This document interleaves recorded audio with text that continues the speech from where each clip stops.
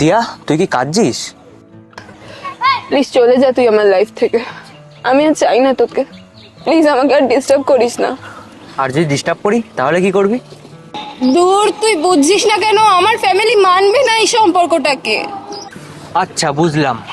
যখন তুই প্রথম প্রথম সম্পর্কে ছিলিস তখন কি মেনে নিয়েছিল, নাকি জানতিস ফিউচারে মেনে নেবে? কোনটা? সেটা কি করে জানবো? তখন তো বয়সের হুজুক।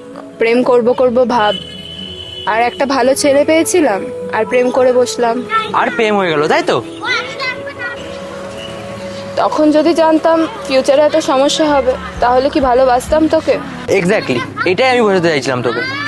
তখন যেমন জানতিস না ফিউচারে কি হবে, ঠিক সেম ভাবে এখন তুই কিভাবে ভাবছিস ফিউচারে আমাদের মানবে কিনা। কিছু হওয়ার আগে সেটা নিয়ে জাজ করা উচিত না।